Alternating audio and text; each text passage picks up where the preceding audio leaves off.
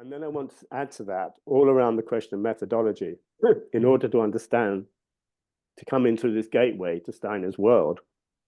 When you come to Keynes' son, Neville Keynes' son, Maynard Keynes, who became this famous economist, he published a book in 1923 called A Tract on Monetary Reform. And this book was born out of various pamphlets or things he was saying or doing in 1922 when Rudolf Steiner was giving his lectures. And it's one of history's interesting things. Steiner was often in England at that time, but he never met Keynes. But the people who translated Steiner into English knew Keynes quite well. So there's this strange situation where the milieu in which Steiner came, which was often sort of upper middle class, wealthy people and so on, but often Fabian thinking, sort of in the socialist direction. The people who founded, like the Webbs, who founded the London School of Economics, they were his initial translators of his works in sociology and economics.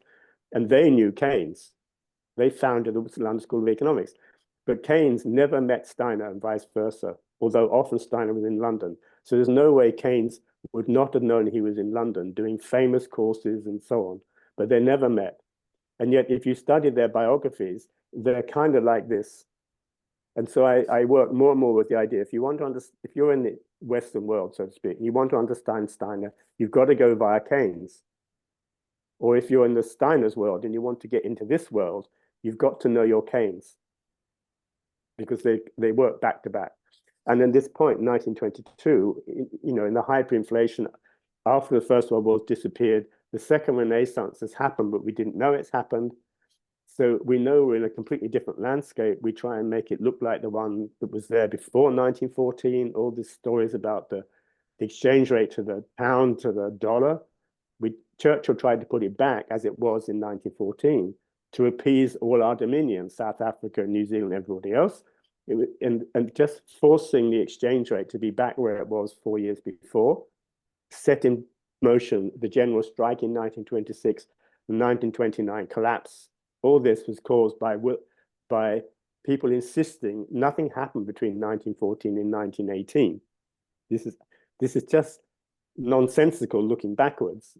But for those who believed in the empire, it was just a little glimpse. It's just another little war we had to have while we maintain control of the world or something like this. But if you step away from that, you can see it's just crazy. If you just look at the First World War of such magnitude, there's no way the exchange rates at the beginning of this war would be the same at the end. So why do you force them to be the same? Because that's just going to set up an economic unreality, which you're going to have to deal with. It just won't work. And it didn't work. Even if you go in the details, the reparations which were agreed through the Treaty of Versailles and so on, the effect of these reparations meant that Germany, in fact, paid nothing in the 20 years after the First World War. The reparations, which were eventually brought down to the level that Keynes said they should be put to in this famous book about this, when they were set, in fact, I think Germany hardly paid a penny because the economic reality would not allow it.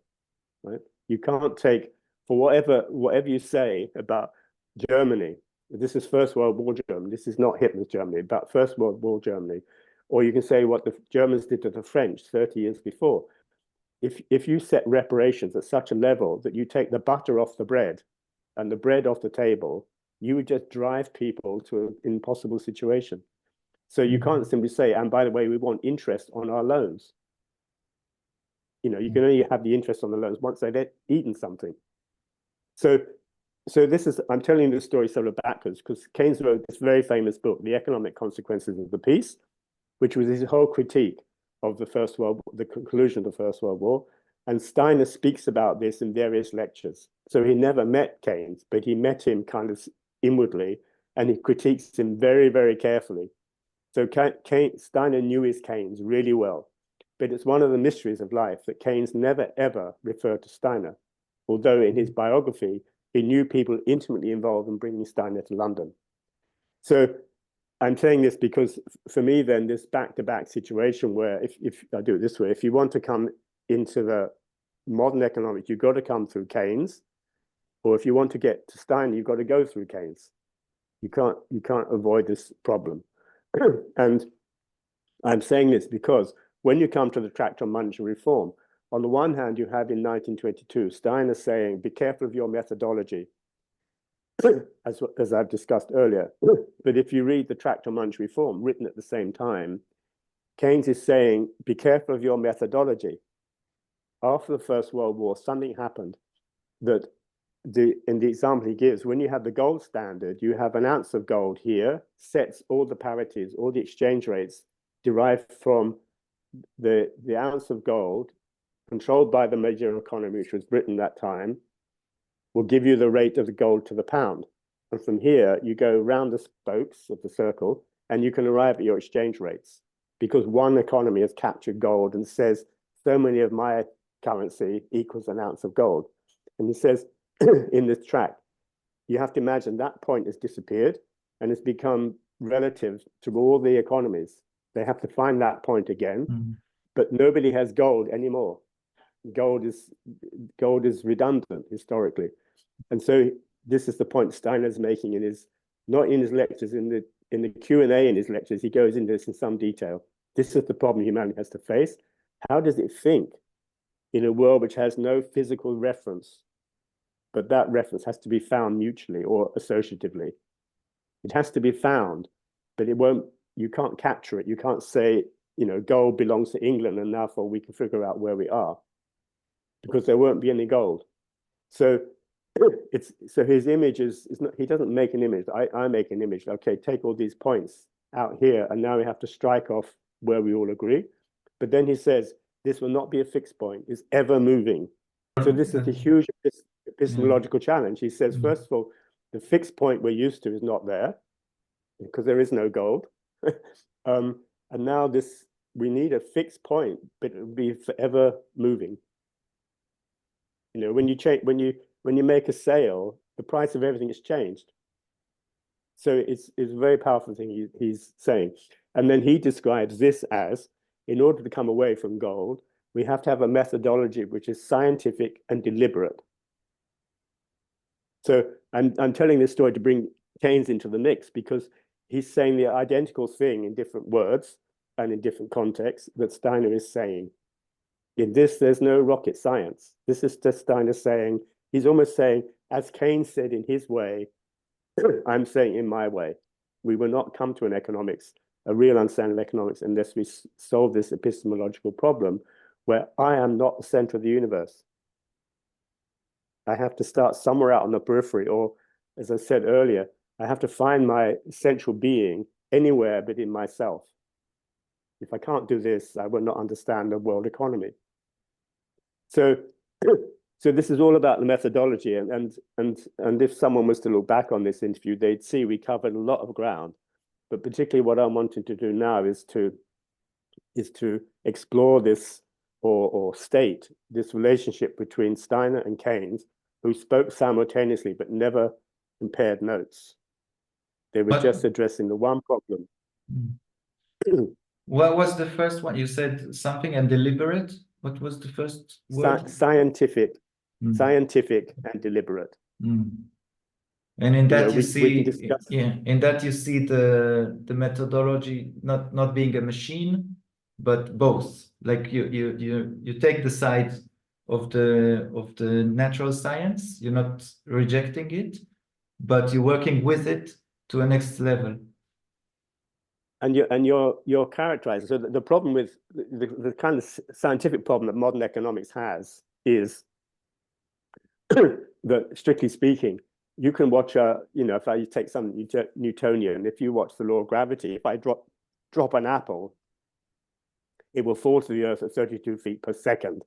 And you've discovered this by dropping an apple and letting it fall to the ground maybe 10, 20, 30 times, right? Maybe always in London.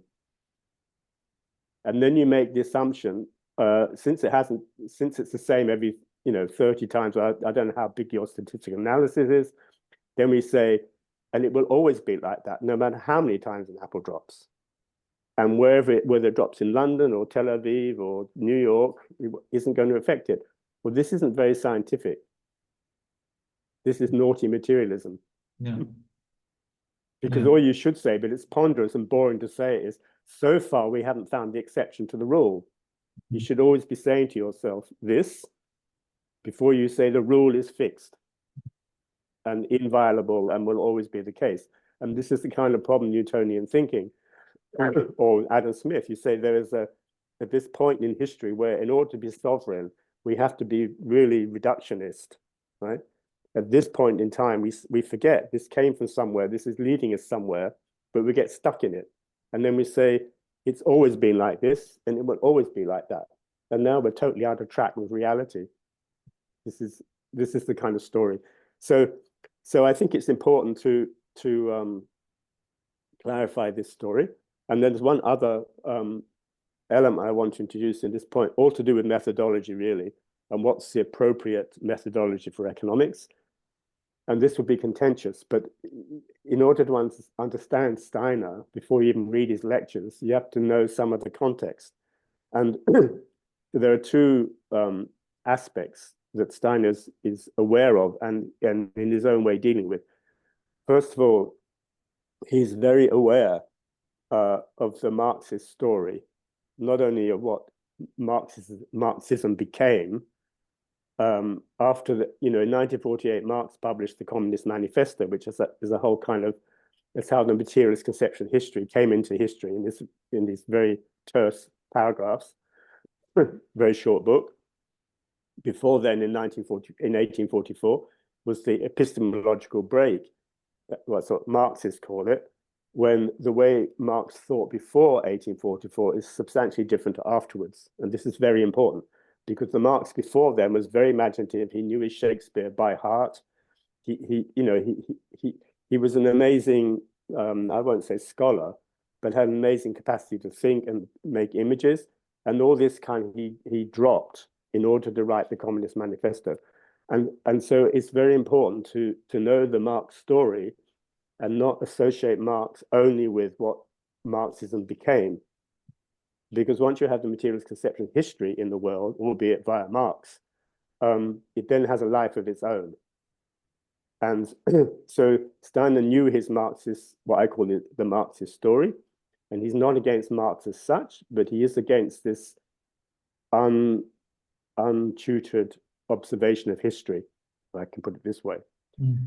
And that's on one side. So you won't find Steiner befriending Marxism, but you will find lectures, particularly in the early 20th century, all the lectures he gave to the Marxist organizations in Berlin, which got more and more attendance until the people organizing them asked him to stop, because he wasn't staying inside the diatribes of organized Marxism. This is really important to know in Steiner's history, his own biography in Berlin with the workers in the Marxist circles, until the Marxists asked him to leave, not the workers. They were getting too interested in what he was saying, and therefore they were moving outside of the control of the career Marxists, you might say. So it's important to know this. On the other side, you have the Austrians. And so in the Anglo-Saxon world, at least in my experience, I always have to make really clear that Steiner was the other Austrian, because if you go into Austrian economics from Mises and people like this, they are very powerful thinkers. I would say Marx was up to a certain point, and then he kind of got caught on a trope, and he wasn't in charge of his thinking anymore. See what I mean?